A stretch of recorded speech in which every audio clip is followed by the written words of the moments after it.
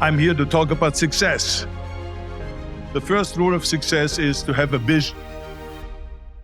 You see, if you don't have a vision of where you go, and if you don't have a goal where you go, you drift around and you never end up anywhere.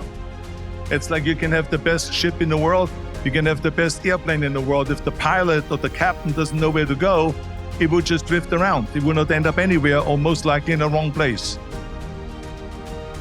So I was very fortunate that I stumbled onto my vision.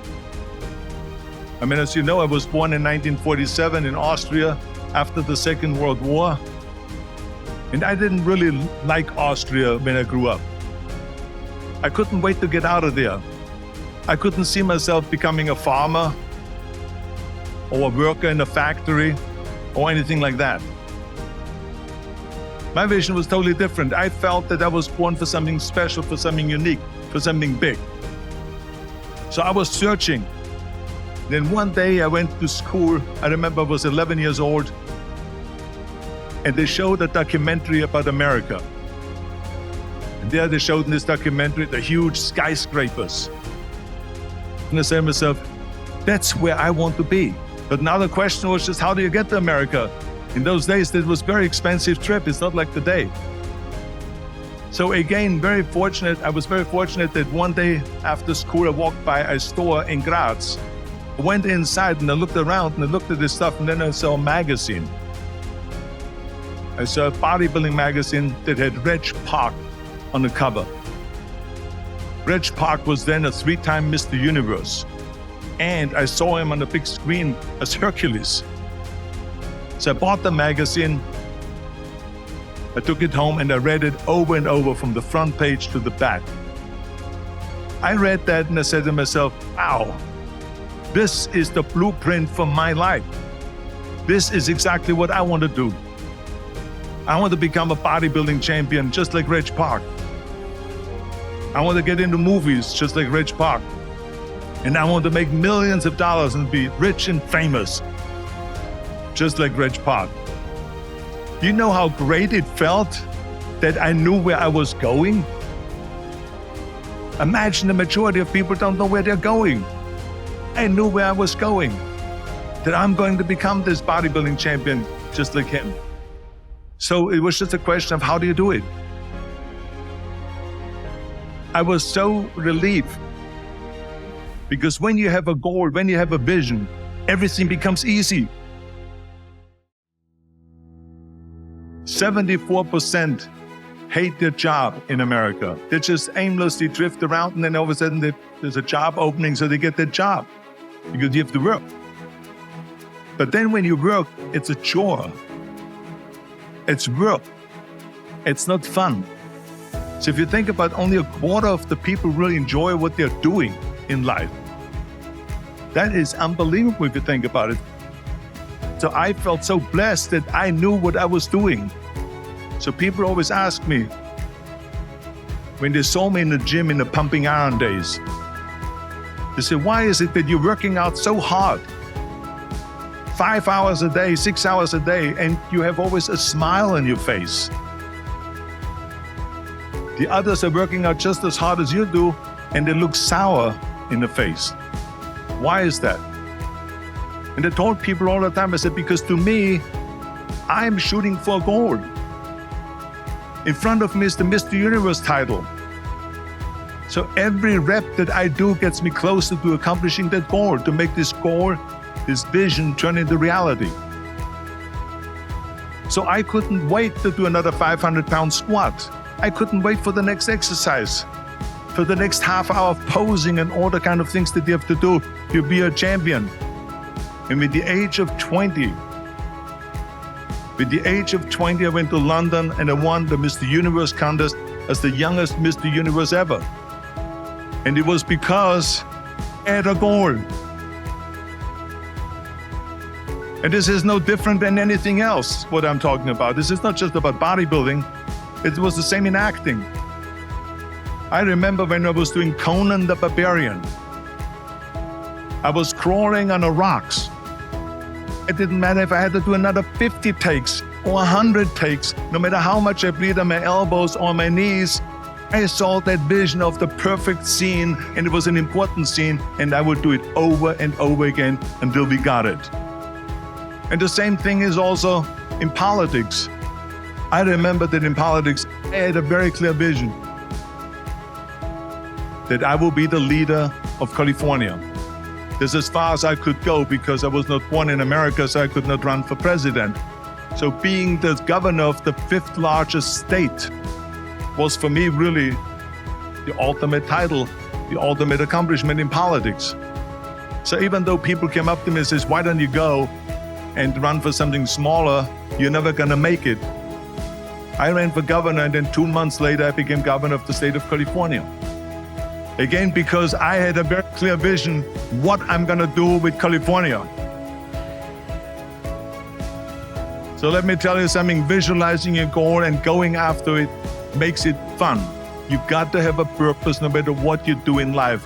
You've got to have a purpose. So that's rule number 1, have a vision. Rule number 2 is don't listen to the naysayers. Don't listen to the naysayers. Everything I ever did, the thing that I heard out of people's mouth was, that's impossible. That can't be done. Or no. I remember when I wanted to be a bodybuilding champion, including my parents and everyone else around me, said this is impossible. That is exactly what I heard, and of course I proved to the people that it can't be done. So whenever someone said to me, it can't be done, I heard it can be done. When they said no, I heard yes. And when they said it's impossible, I heard it is possible. Because I am a strong believer. I'm a strong believer of what Nelson Mandela said, that everything is always impossible until someone does it. And I did not listen to the naysayers. The same was also when I went into, not just in bodybuilding, they said no. When I wanted to come to America, wanted to go to America, they said it's impossible. There are plenty of big bodybuilders over there. It was all no, and it can't be done, it's impossible. And I remember then the same thing happened also when I went into show business. Can you imagine, I was now a bodybuilder, I weighed 250 pounds, and now I said to the agent, the Hollywood agent, I want to get into movies. He said, that's funny, Arnold. I asked a studio executive, I say, I want to get into movies. I want to be a leading man. He started laughing. So they all said it's impossible. I said, why is it impossible? He said, because look at how big you are. You weigh 250 pounds. So therefore, forget about it. And then they told me, this, and your accent, even if you reduce all your body weight and everything and have a normal body, your accent. He says, no one in Hollywood ever has become a leading man that had an accent. Doesn't happen. This is the kind of thing that I heard. Imagine, you go from studio executive to studio executive, from agent to agent, from manager to manager, and they all said exactly the same thing. But that's very encouraging, isn't it? But you know something? I didn't give a shit. I didn't. Because I believed that I can be a leading man. I believed that I could be another Clint Eastwood, or another Burt Reynolds, or another Warren Beatty, or whatever those characters were. I said, there's enough room on that ladder that I can fit up there. Short time, I made one movie called Hercules in New York, which of course went right into the toilet. It didn't discourage me. I still had the same vision. And then all of a sudden, I was asked by Dino De Laurentiis and by Universal Studio, biggest studio, to star in Conan the Barbarian. And after I did Conan the Barbarian, the director at the press conference said to the press, it was John Milius. He said to the press, if we wouldn't have had Arnold, we would have had to build one. So think about that. So all of a sudden, my body became an asset, not a liability. And the same thing was with Terminator. After we were finished filming Terminator, Jim Cameron said to the press, If Arnold wouldn't have had that accent and talked like a machine, I think the movie wouldn't have worked. So think about that. The body and the accent that they attacked was an asset. But I didn't listen to those losers. I didn't listen to them at all.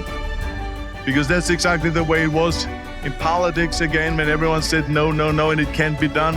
And I became governor of California. And this is with everything like that. It's just the reality of it is that you cannot listen to the naysayers. So this is a very important lesson for all of you. So when someone says, no, this is a stupid idea, you in your mind, you don't have to say it, but in your mind just say this, fuck you. The third point that I'm gonna make to you is work your ass off. There is no magic pill. There is no magic out there. You cannot get around. You have to work and work and work. Imagine you read 1 hour a day. How much you will learn after 365 hours in 1 year. Imagine if you will work on a business, on some business that you want to develop every day for an hour. Imagine how further along you will go. So you got to work hard.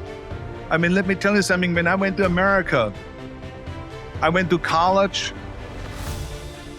I went and worked out 5 hours a day. And I was working on construction. Because in those days in bodybuilding, there was no money. I didn't have the money for food supplements or anything. So I had to go to work. So I worked in construction. I went to college. I worked out in the gym, and at night from 8 o'clock at night to 12 midnight, I went to acting class 4 times a week. So I did all of that. There was not one single minute that I wasted. And this is why I'm standing here today. You get it? Work like hell, go to bed, and early to rise, work like hell and advertise. So you work your ass off, and then you let the world know about your work. That's what it is all about. Let people know. If you have a company, if you have a movie, if you do sports, work your ass off, but then advertise and let everyone know. So this is what it's all about. Those are the 3 main rules that I have here for you today, right here.